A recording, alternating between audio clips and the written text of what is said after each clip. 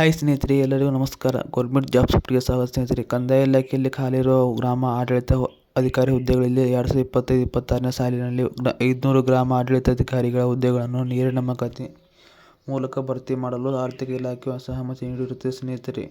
ನೇಮಕಾತಿ ಪ್ರಕ್ರಿಯೆ ಕೈಗೊಳ್ಳಲು ಗ್ರಾಮ ಆಡಳಿತಾಧಿಕಾರಿ ವೃಂದಕ್ಕೆ ಸಂಬಂಧಿಸಿದಂತೆ ಜಿಲ್ಲಾವಾರು ಮಾಹಿತಿಯನ್ನು 7/1/2026 ಒಳಗೆ ಕೂಡಲೇ ಸರ್ಕಾರಕ್ಕೆ ಸಲ್ಲಿಸುವಂತೆ ಕೋರಲಾಗಿದೆ ಸ್ನೇಹಿತರೆ.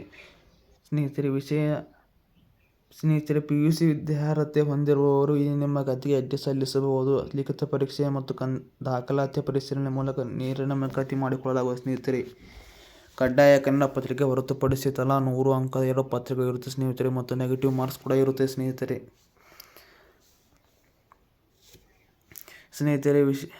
ಸ್ನೇಹಿತರೆ.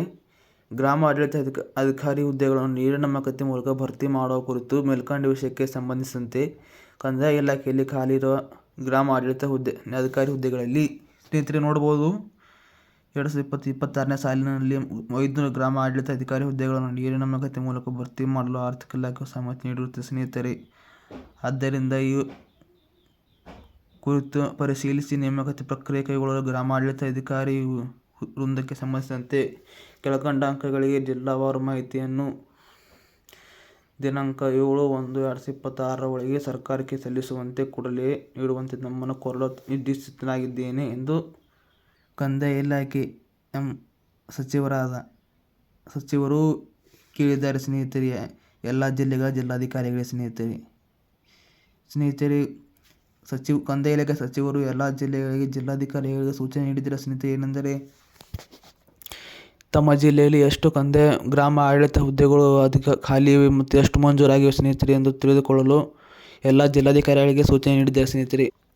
ದಿನಾಂಕ 7/1/2026 ಒಳಗೆ ಜಿಲ್ಲಾಧಿಕಾರಿಗಳು ತಮ್ಮ ಎಷ್ಟು ಹುದ್ದೆಗಳು